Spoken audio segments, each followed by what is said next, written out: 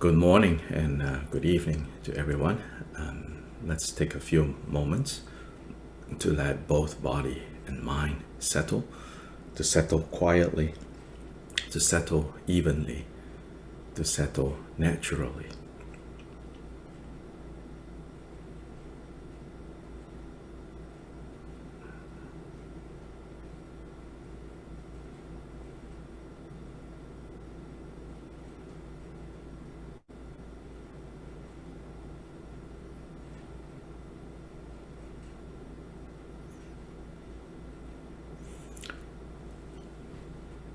To let body and mind settle, another way to put it is to let body, speech, and mind to become quiet. And so to do that, we need to have both patience and attention. Patience because you cannot force, or don't try to force your body, speech, and mind to settle, but rather to leave them alone. Now, this is not leave them alone without being present. As we say, this is not like turning on the TV and letting the TV babysit your child. So this child we're talking about now is this mind principally. But body and mind, you let them settle, but you cannot go do something else somewhere. So you also needed to have attention present.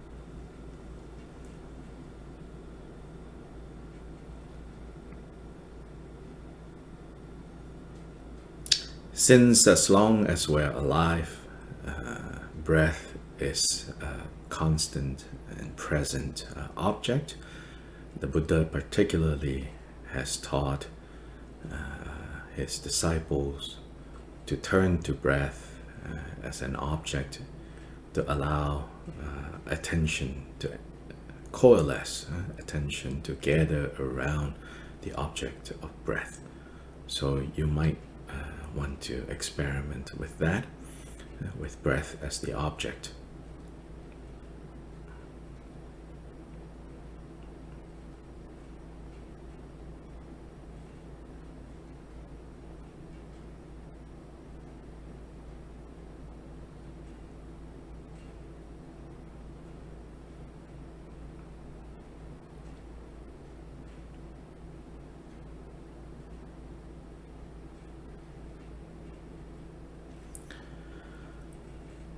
Then even with breath as the object, there are several possible focal points for you to direct your attention towards. Personally, I prefer a less tight focus, but a more open and pervasive focus, which is the entire body experiencing breath. So as you inhale, your felt sense, your body expanding outwards. As you exhale, the body contracting inwards. And so then outwards, inwards, outwards, inwards. So I personally like to use that. But of course you should experiment and find the focal point that works for you. The other very popular, or in fact more popular than this one, is to have a tighter focal point, which is in this space around the nostril, on the front, on the top of your upper lip, between the nose and the upper lip, where breath enters and exits. Then another very popular focal point is the abdomen, rising and falling. So you can experiment with any of these. You can, in fact, I feel that you can switch as appropriate. Each of these focal points have certain advantages and certain disadvantages. I believe that rather than getting fanatical about only this focal point or that focal point, it's better to approach this with a broader understanding of why we are anchoring our thoughts, our attention on breath and all the various aspects of breath, and both their strengths and their weaknesses.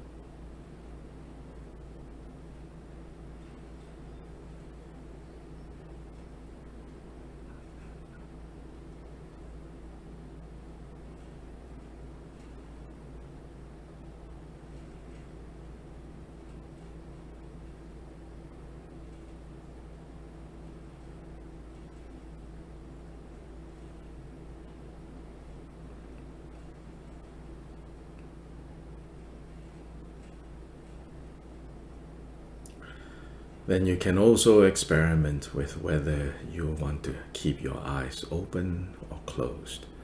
If you keep your eyes open, it's not like wide open, but simply open, so that your gaze is along the bridge of your nose. Your gaze is along the bridge of your nose towards the tip of your nose, and then from the tip of your nose down to the space in front, wherever your sight lands. Let your sight just rest in that general area, without forcing, without focusing. So that is how you would keep your eyes open.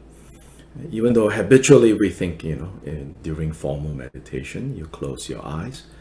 Closing your eyes might not work for everyone. In fact, there are a few traditions that emphasizes not closing eyes. But again, just be aware of these two approaches, and as appropriate, adopt the one that is working for you best.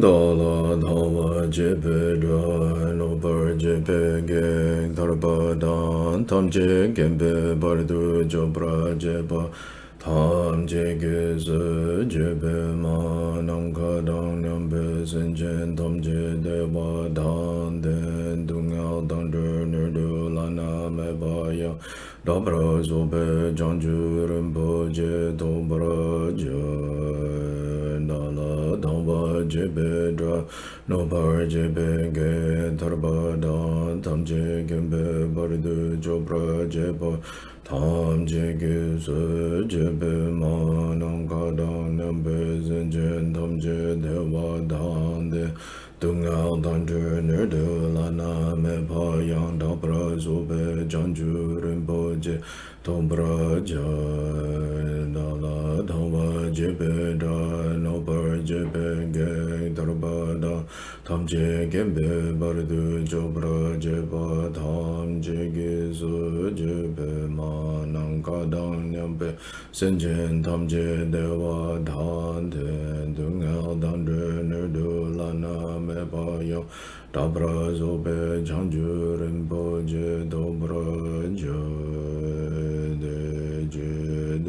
Sama Gigi Bardu Lunga Yisum Gewa Lagu Mashi Bardu Lunga Yisum Gewa Lagu Du Dering Ne Sungde Nema Chanda Samyi Bardu Lunga Yisum Gewa Lagu Sanje Jodan Sogi Jonam La Chanchu Bardu Dani Kyabsu Je Dagi Jinsu Gibe Sonanki Drola Pinchir Sanje Drubra Shu Sanje Jodan Sogi Jonam La Chanchu Bardu Dani Kyabsu Je Dagi Jinsu Gibe Sonanki Drola Pinchir Sanje Drubra Shu Sanje Jodan Sogi Jonam La Chanchu Bardu Dani Kyabsu Je Dagi Jinsu Gibe Sonanki Drola Pinchir Sanje Drubra Shu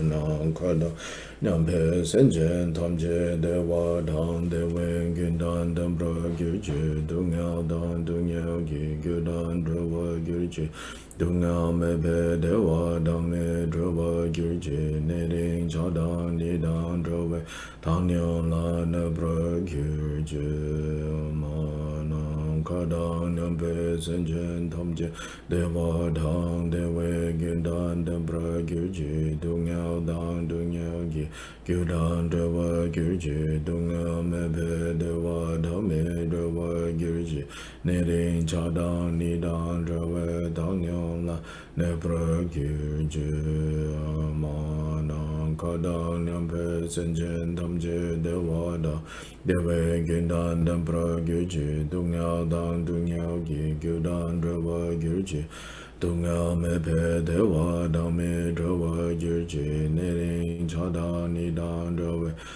Tangyao La Nebra Gyurje.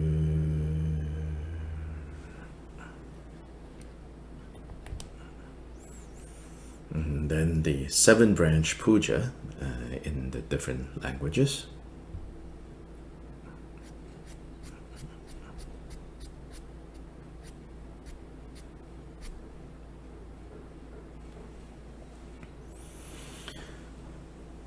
In all the worlds of the 10 directions reside Tathagatas of the 3 times. Before each of you, lions among humans, I prostrate joyfully with body, speech, and mind. By the power of this aspiration to noble deeds, all conquerors appear vividly in my mind. With as many bodies as there are atoms in all lands, I prostrate to all you conquerors. In each atom are Buddhas, numberless as atoms, all in the midst of the heirs of the Buddhas. Thus I conceive of this Dharma Dhatu as completely filled with you, conquerors. In this way, with infinite oceans of praise and oceans of diverse melodies, I sing the excellent qualities of all you conquerors, and praise all of you gone to bliss with the best flowers and best garlands, best music, ointments, and excellent parasols, finest lamps and superior incense. I offer to you, conquerors, with excellent garments and best fragrances, and sandalwood powder heap high as Mount Meru. All wondrous offerings perfectly arranged I offer to you, conquerors. These vast and unequal offerings to each and every one of you, conquerors. With the power of conviction in noble deeds, I prostrate and offer to all you, conquerors, all the harmful deeds that I have done with my body, speech, and mind, under the power of desire, hatred, and ignorance. I confess each and every one of them. I rejoice in all the meritorious deeds of all conquerors in the 10 directions and the heirs of the Buddha, solitary realizers, hearers still in training and beyond, and all wandering beings. You who are lamps of the worlds of the 10 directions, who have unobstructedly attained Buddhahood through the stages of Bodhi. All you who are my protectors, please turn the unexhaled wheel of Dharma. With palms together, I earnestly beseech you who may intend to manifest final nirvana. Please remain for as many eons as there are atoms in the world, for the happiness and well-being of all wandering beings. Whatever slight virtue that may have been gathered through prostrating, offering, confessing, rejoicing, requesting, and beseeching, I now dedicate to complete Bodhi.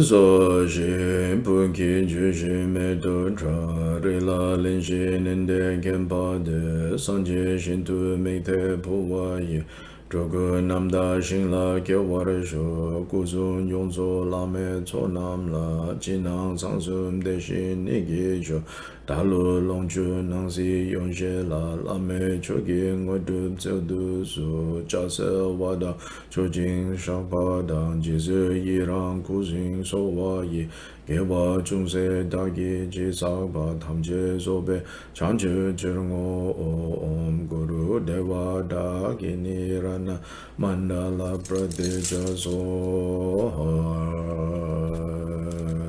sem je nam gi samba da lo yi ji tra ji dar wa je chung tu mon te pa yi cho ki ko lo ko ru du so during the Jaman Dele Naro Dama Mida Popa do Jidengut. Kadin Sundin Savela me Shamsa Julama Yidam Chogyanga so what does the Dagi Jinji Lo Gabengi Domesam Langan Rapid Sung like so make your doje chang pa jiden kumpa shabla do do ta do zang gyo gyo le me jin jin lo shi tu je jin ngen no pa shang ne kyang sin tu de do do pra jin je lo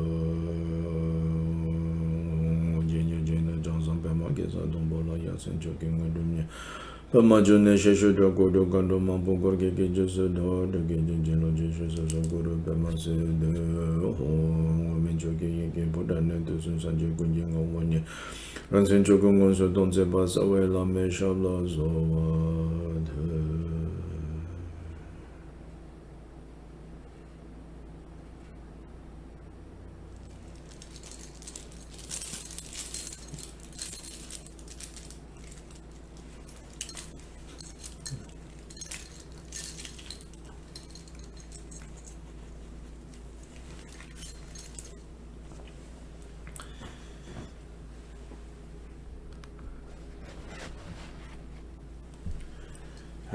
I want to take this opportunity to give some suggestions and also share in inspiring all of us. So one of our participants is planning to do a 3 months retreat at the retreat center, and so this is of course something that is very good to do if we have those circumstances. And if we don't have those circumstances, you have to create those circumstances. So Buddha's teaching is about karma. It's about action, skillful action. It is not wait around for something to happen or unskillfully forcing things to happen. Yeah? And so we have to create those conditions. We have to skillfully remove things that are standing in our way from doing such focus practice. So whether it's 3 months, whether it's 10 days, whether it's 2 days, whether it's 1 day, it's our effort to actually do it. It's not to say, 3 months, definitely you will kind of progress more as compared to 1 day. It's not sure. Important thing is we are inspired to create those conditions for such focused practice to take place.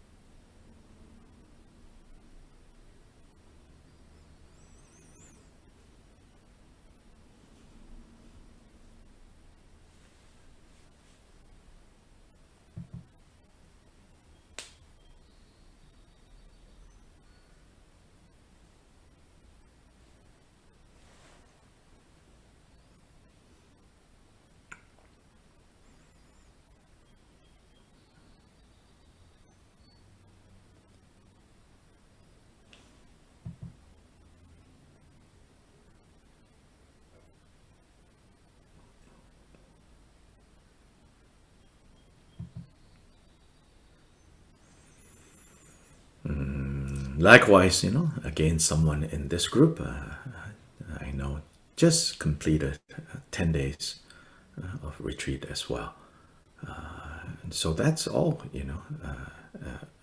very good if we're able to do this.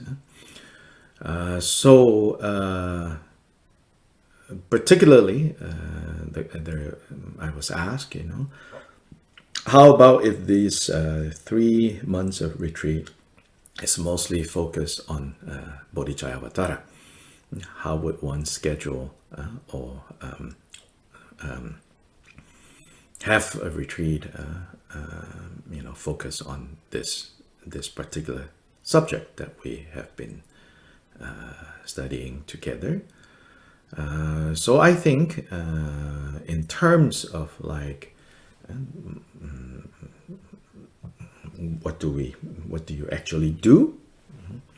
If you wanted to have Bodhicharyavatara as the focus, then I think it might actually be very good to have, say, for example,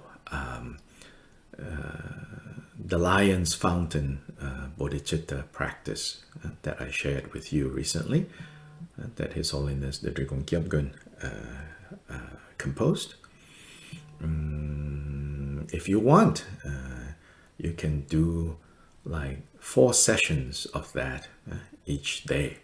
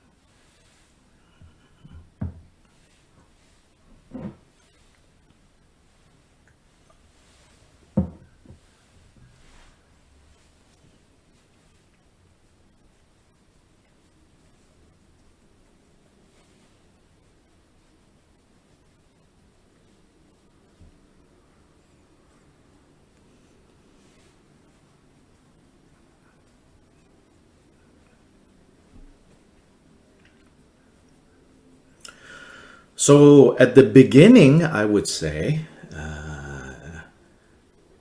when you use that practice text, when you use that sadhana for the 4 sessions, you keep each of the sessions of practice short. Maybe just half an hour, or even less than half an hour, 20 minutes. Then, after you finish the formal practice session, while still seated, you begin reading the Bodhicharyavatara. So, in fact, then your session begins with the bodhicitta practice for 20 minutes, for half an hour. Then continuing on from there to reading Bodhicharyavatara, but reading, verse by verse slowly. Reading verse by verse slowly. And you might do that for the next hour. You experiment yourself, You might read slowly, 1 verse, pause, 1 verse, pause, or read like 10 verses, or read till a logical point where you stop and you pause. So then you maybe do that for 1 hour or 1.5 hours. It's up to you, right? Then you take a break. Then next session, again, you start with the formal practice of about 20 minutes, half an hour. So you do that. Now, especially if your retreat time is 3 months, then slowly, what you're working towards is this formal practice session can become longer and longer and longer. Then the reading of the text becomes shorter and shorter and shorter. Then you are doing more watching the mind based on what you are absorbing from Bodhicharyavatara. Then you do watching the mind. So doing that formal practice, it's not just like mouth reciting. It's watching the mind.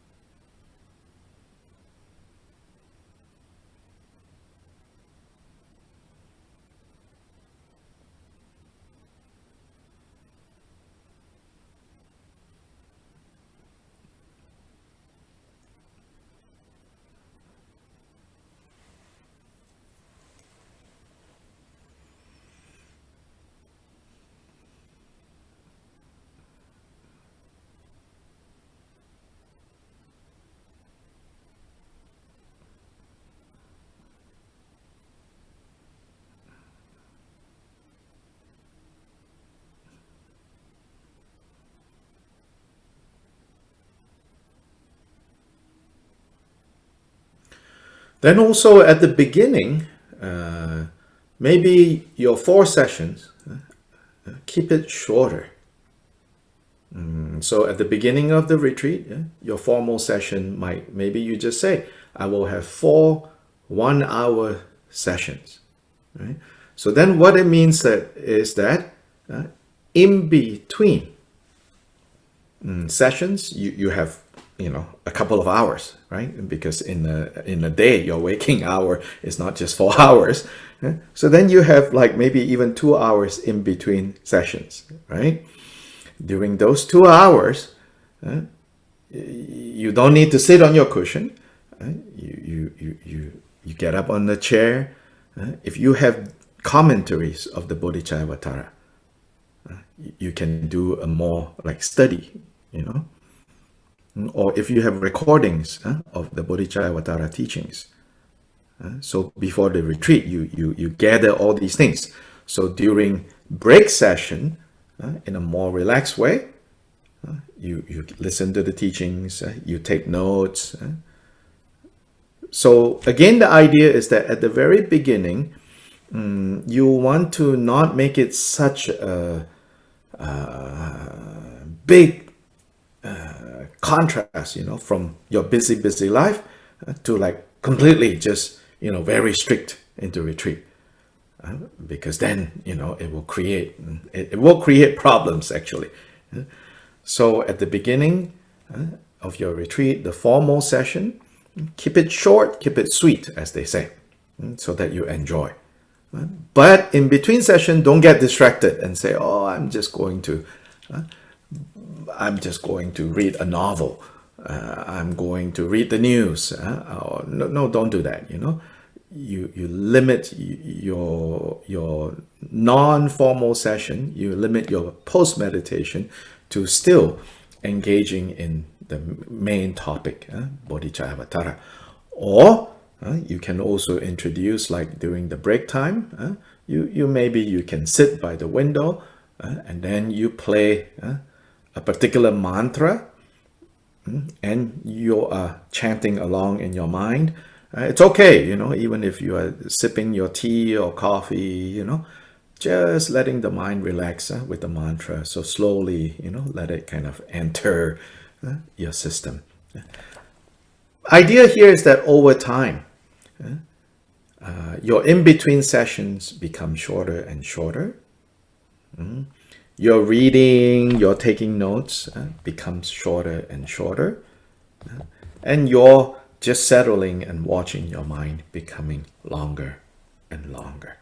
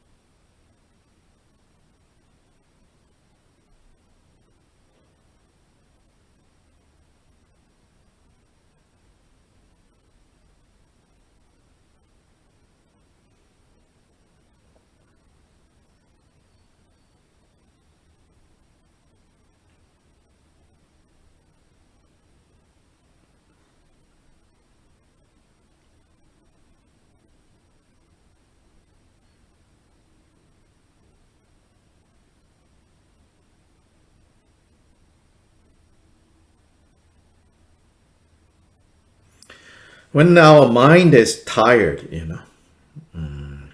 it's hard to work with it. When our mind feels like forced, it's hard to work with it.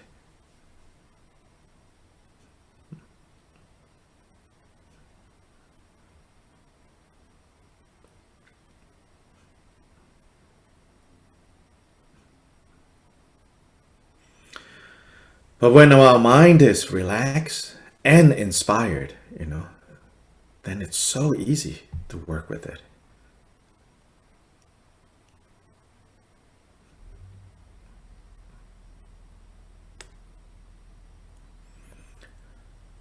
So don't do things, to kill your inspiration when you are attempting to do a short retreat.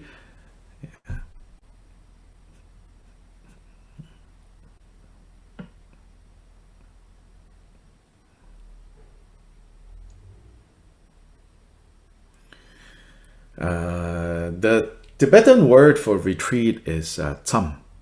Tsam means boundary.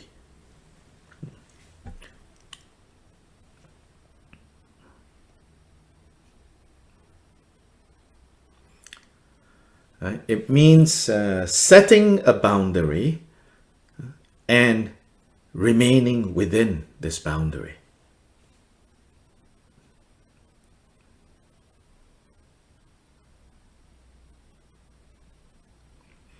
So not like crossing the boundary.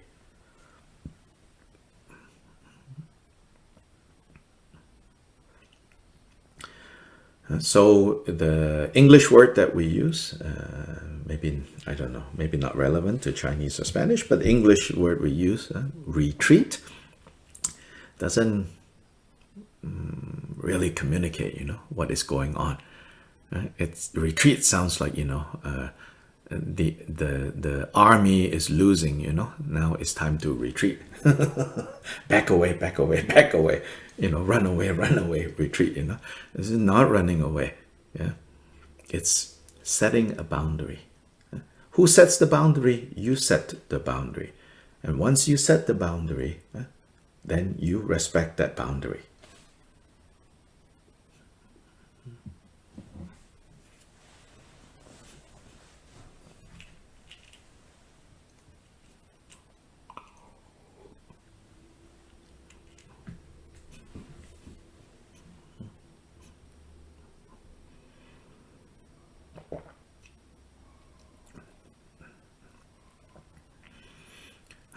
And yes, of course, these days, retreat, especially in the West, we think of spa, we think of jacuzzi, we think of, all those things, and we think,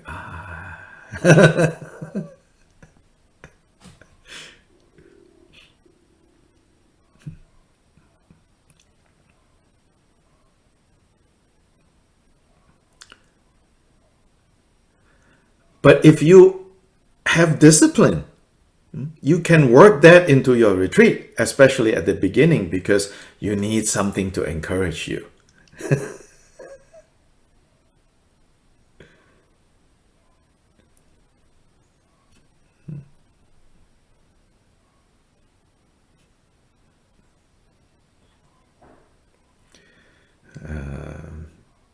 Sometimes, Buddhist practice, we think, it's all about suffering.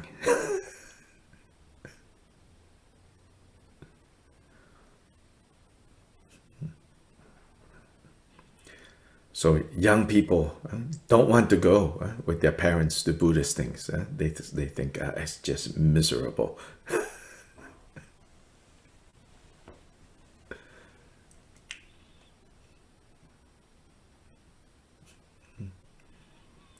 So those of you who are in Buddhist cultures, where for generations have been Buddhists, you have to think a little bit more about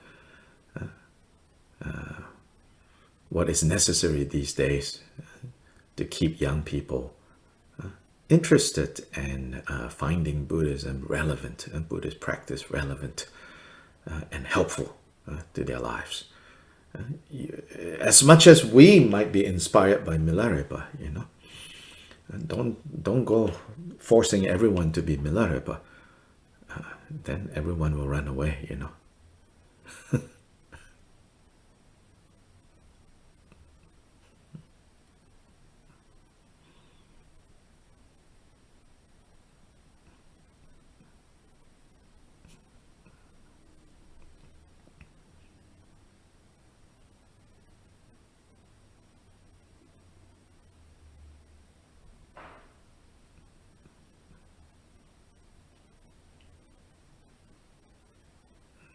This would be lacking skillful means, lacking skill, and then just forcing our agenda.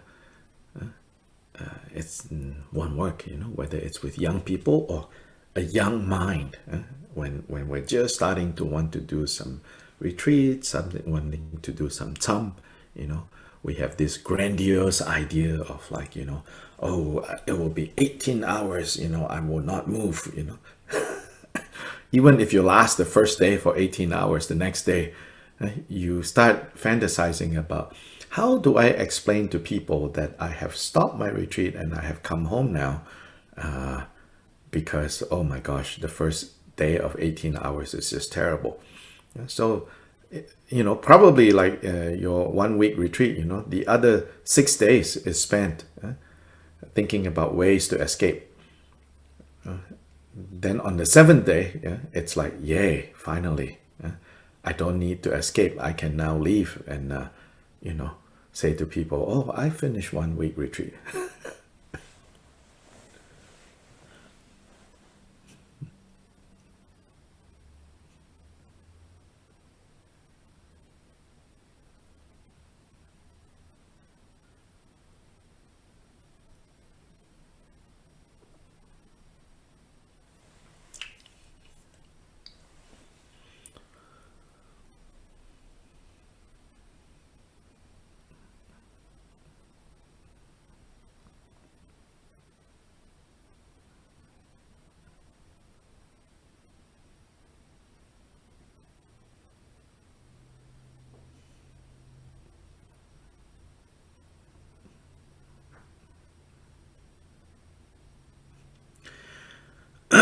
And the point of doing tam is not so that, you know, I feel, if I don't know, maybe different people tell you different things. The point of tam is not so that you separate your life into tam and not tam. So you do a week of tam and then 3 weeks of craziness, and then 2 weeks of tam and 2 weeks of craziness. Then you increase, 3 weeks of tam and 1 week of craziness. So back and forth like that. No, the point of doing tam is so that your formal period of tam, of retreat, and your day-to-day life becomes more and more similar. So that then your day-to-day life becomes more and more like the times that you have you are doing tam.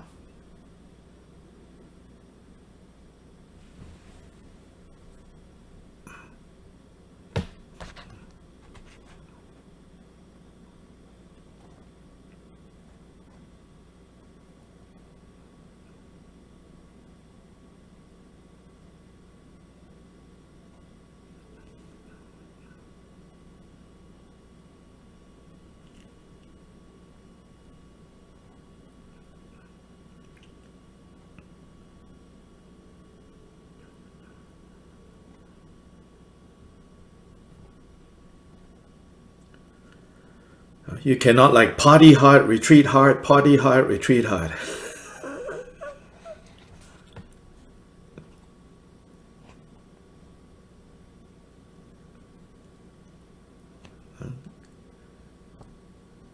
The effects of tam is supposed to change your quote-unquote regular life.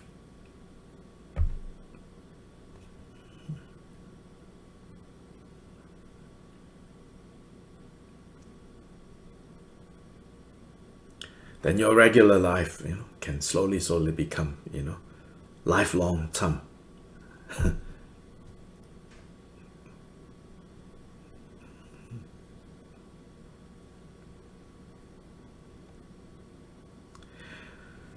Finally, one point about just to point out, the lion's fountain, bodhicitta practice, right? So one of the sections in there is the 4 causes of bodhicitta. One is the one called special refuge. So when you do the special refuge part, you can do prostrations during that section to match with your taking special refuge, extraordinary refuge.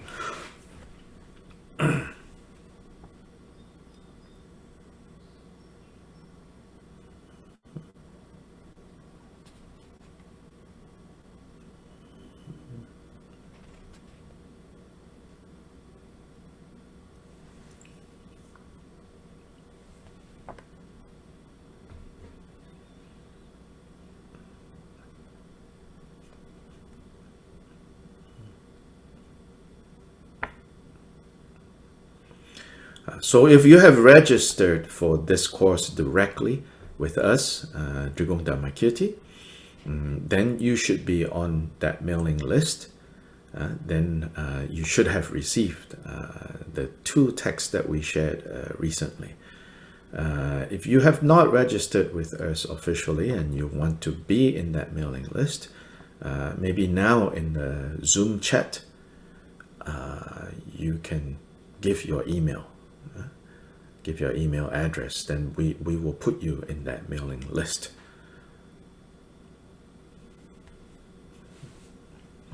Of course, right now our communication is just in English, mostly, and sometimes Spanish.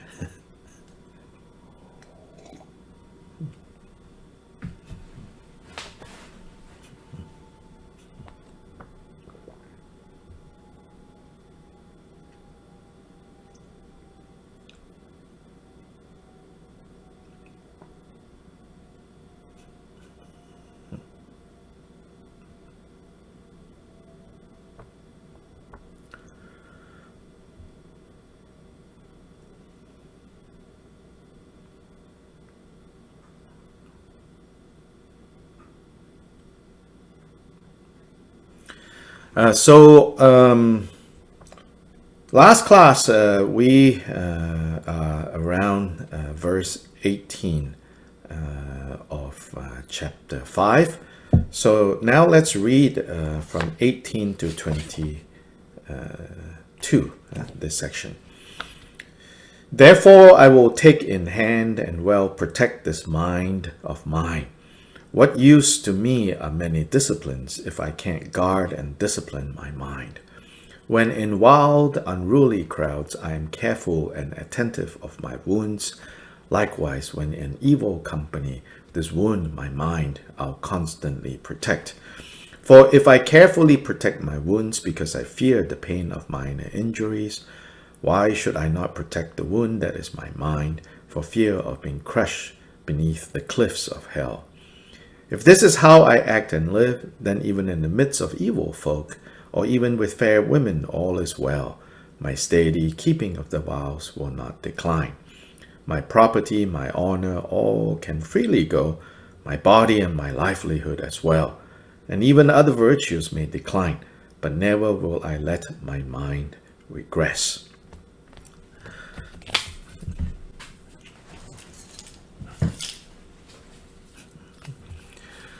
So here, Shantideva is comparing the need to protect our mind through vigilant introspection. And remember this topic of chapter 5, vigilant introspection is dependent on first having knowledge and remembrance of what we should cultivate, what we should let go, what we should adopt, what we should discard. In other words, all the prescription and proscriptions the Buddha gave. Buddha taught clearly, these things lead to suffering. Don't do them. Avoid them. Minimize them. These things, these actions are productive of temporary happiness and ultimate happiness. Cultivate them. Encourage them. So first, that knowledge has to be present. Then when that knowledge is present, and that is actually the word mindfulness, what we translate as mindfulness, is used in the traditional text, smriti, meaning remembering, not forgetting. Then vigilant introspection is applying that knowledge to our day-to-day situations that arise as we go about our lives. So the analogy might be, you say, remembering those precepts is like the weapon. Vigilant introspection is like the guard. So the guard holding the weapon can then protect the mind, the house, the property from harm. So Shantideva says, we really need to protect our mind in this way. As if we are someone who have a physical injury and wound. When you have a physical injury and wound, say you have broken your hand, right? And you're on a sling. Then if you find yourself, in like a crowd of people having a good time, swinging around their hands, moving around a lot. Oh, you are careful, He says, likewise, when our mind is weak, and we find ourselves in a place where we are being challenged, then we need vigilant introspection. We need the quality that is described in chapter 5 to protect our mind.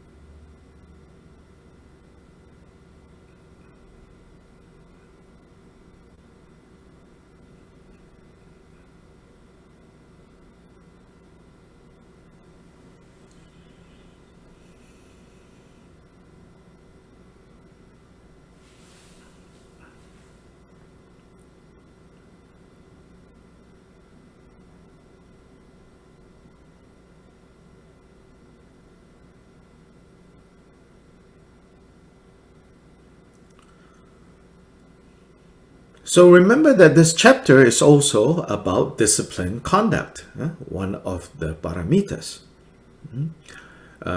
So here, again, Shantideva doesn't go into listing out all the rules of training, the precepts, the vows, but that's understood. So the knowing what the precepts are, knowing what the vows are, knowing the do's and the don'ts that the Buddha have clearly taught. So again, the analogy I use, that's like having the weapons. Now, this guard of introspection this guard needs to do the guard's work. If you have only introspection, but you don't have the weapons, so to say, meaning if you don't know what the precepts are, then not very useful either. Because then you cannot really protect this treasure, this mind. So you need both.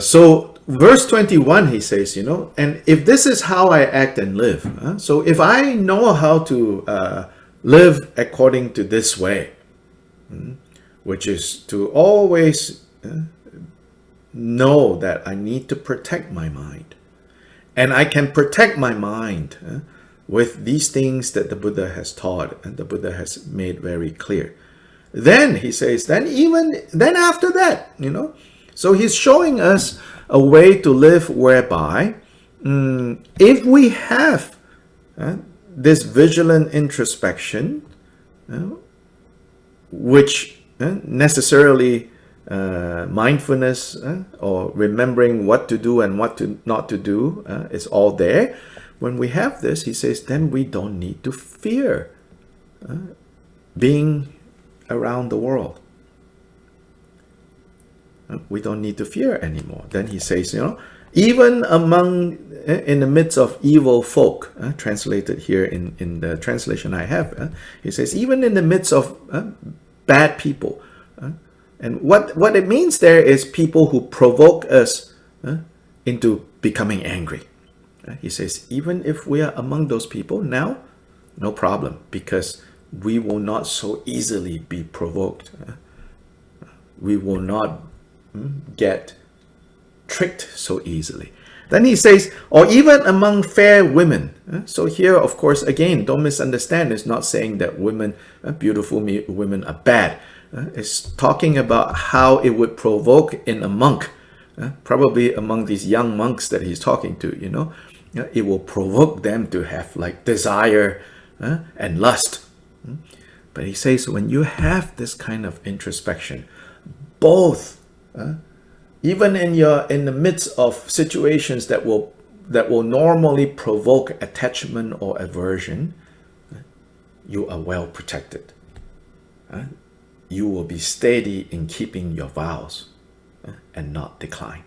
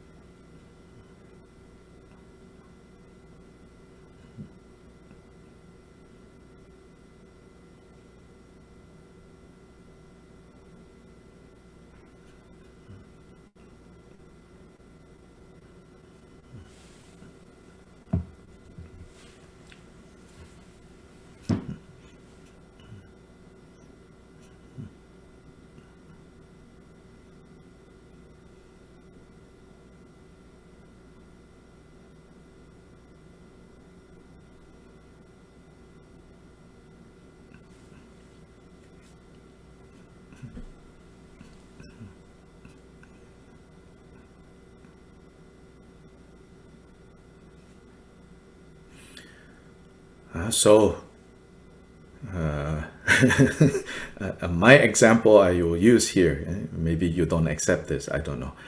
It's like having the vaccine, right? And also masking. So then you can go out, you know. It's not so dangerous. You can go out. You have as much protection as we currently are able to do. When you do these things and you are careful, then you can go out, and then you don't need to be so exposed.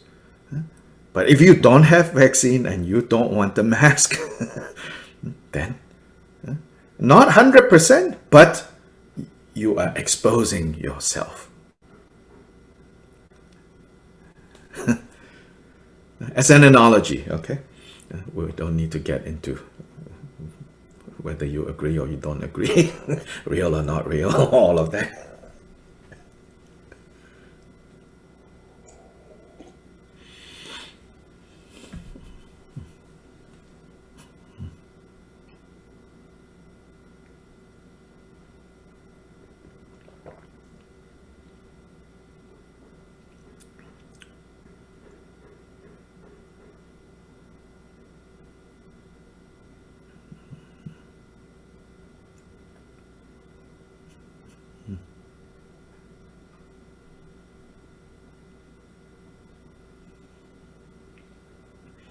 When I was a child, I was born and grew up in Malaysia, you know. Tuberculosis was a very real threat, you know, so I vaccinated. I didn't die of TB as a child, and I'm still alive here today. So in that way, you know, I'm sure there were people then maybe got their TB and may also succumb to TB. But it's about, you know, likewise here, you know, no guarantee, yes, no guarantee that when you have that kind of mindfulness, you have introspection, no afflictive emotions will absolutely arise again. No guarantee that you will never be harmed again. But with mindfulness and vigilant introspection, then even when you are in the midst of danger, whether the danger of attachment arising or aversion arising, you will have a very good chance of not being completely destroyed. It says here, and crushed beneath the cliffs of hell.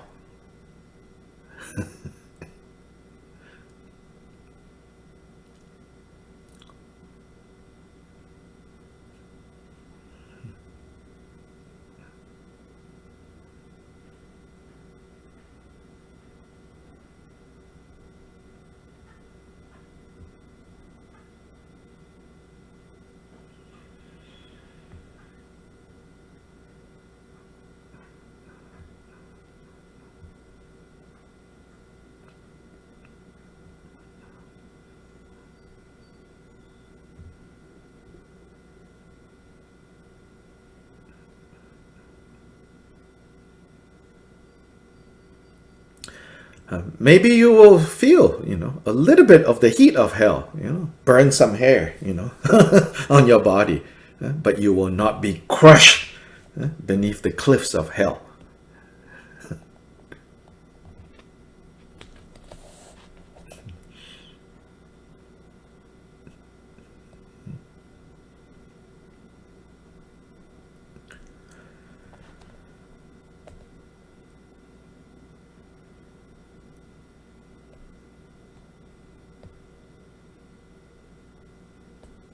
Uh, 22, you know, he says, my property, my honor, my body, my livelihood, and even any other of these virtues, you know, they may decline, they may go, but my mind should not become worse. Meaning the skillful states of mind that have been cultivated should not decline. Particularly, the supremely skillful mind is the Bodhi mind, bodhicitta, should not decline. Here, Shantideva is not saying all the other virtues, livelihood, body, honor, property is not important. They are not important compared to the bodhicitta mind. But otherwise, they are important. But if between giving up bodhicitta mind and giving up these other things, then he says these other things can go.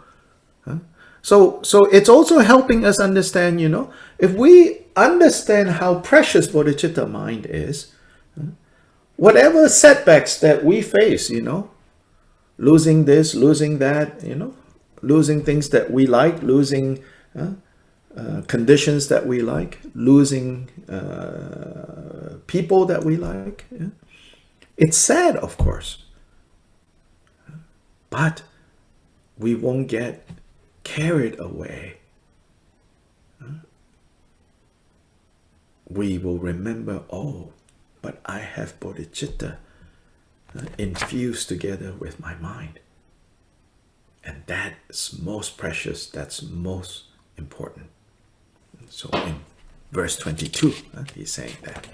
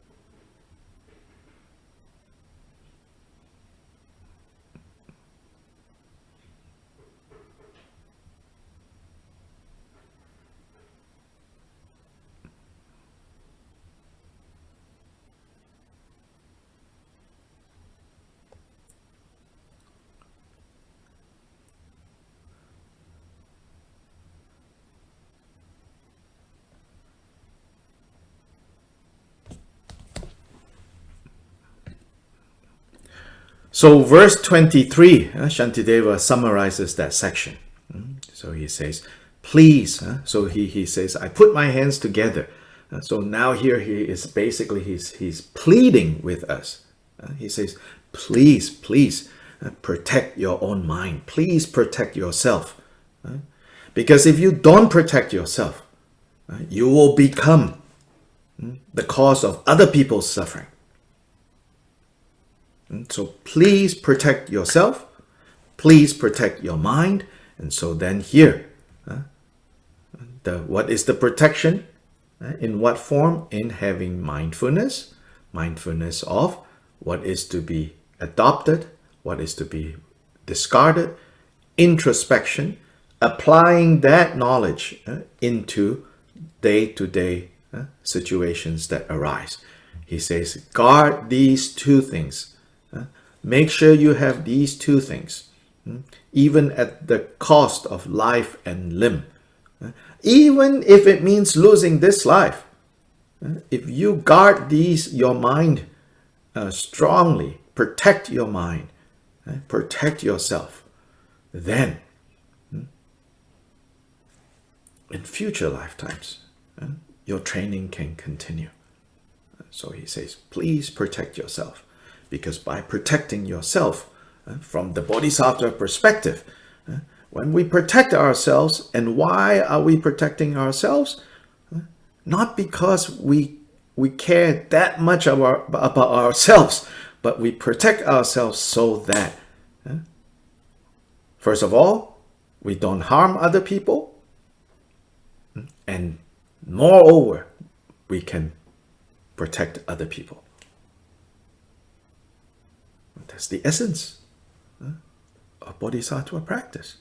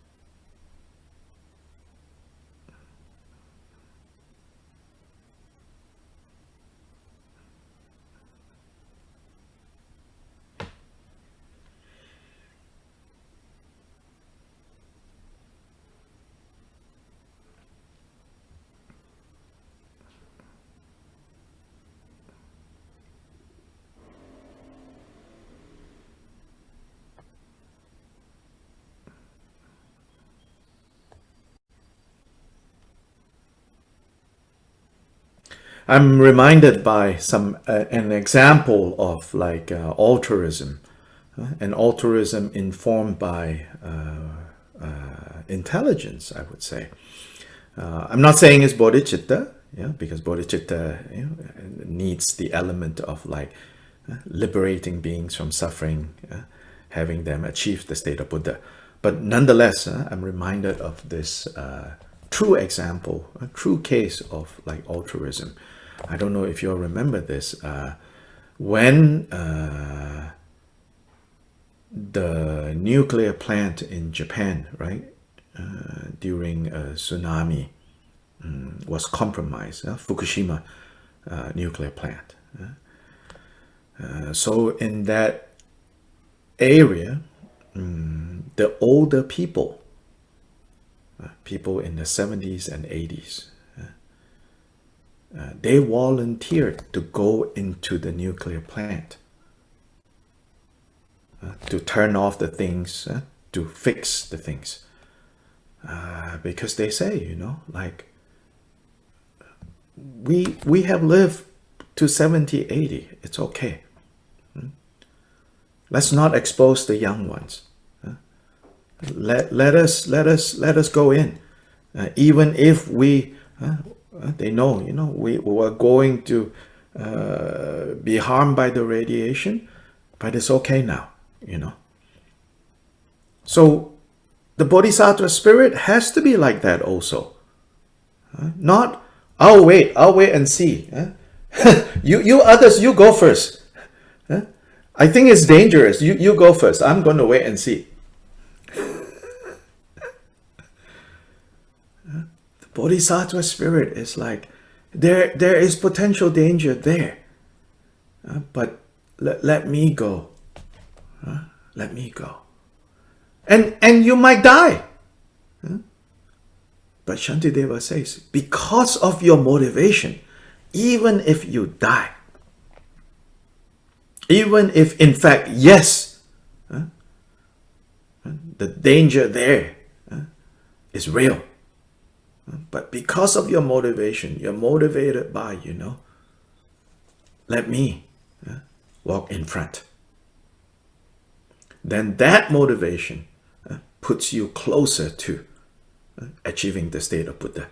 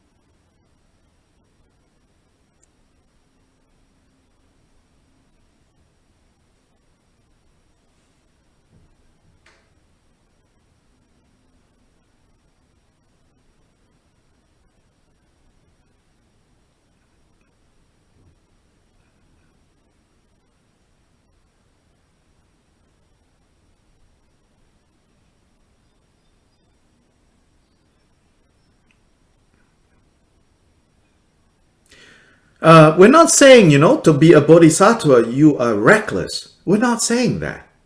But we are saying that if you genuinely is going to practice the bodhisattva path, where you perceive danger and there is no choice, someone has to go check out, dangerous or not, you say, let me go. When you perceive that there is safety, and is not sure if everyone can get to this safety, you say to everyone, you all go first.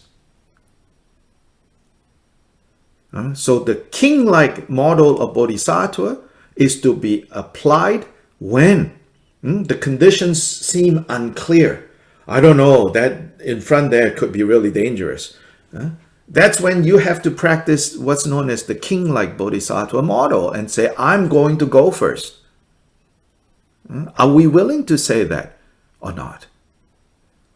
Then when in a situation where it's like, I don't know if all of us can escape this burning house or not. That is when we need to have the shepherd-like Bodhisattva model and say, all those of you here, you are under my care. You go first. You go first. Let me be last. It cannot be the other way around. When there is danger, we say, I don't know. You test it out. I'll see later. Then all the talk we have with our mouth, with all our theories, with all our categories, with all our commentaries about altruism, bodhicitta, all that, it's just all nonsense.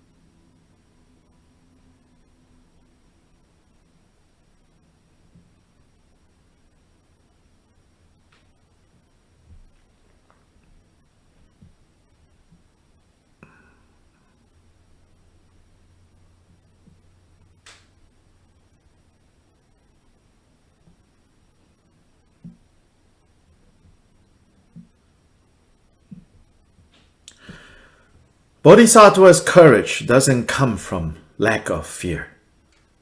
Bodhisattva's courage comes from seeing clearly.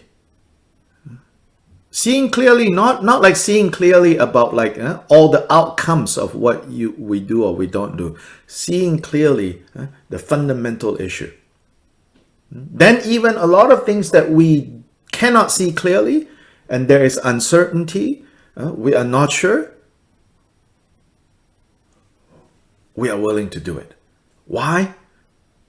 Motivated by, for the benefit of others.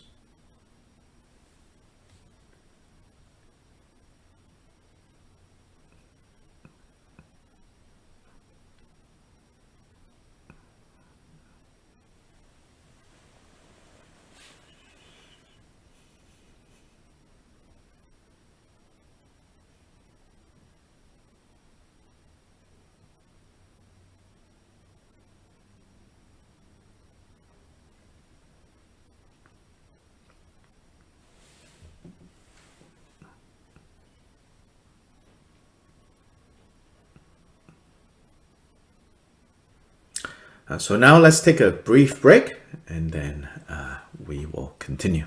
Yeah.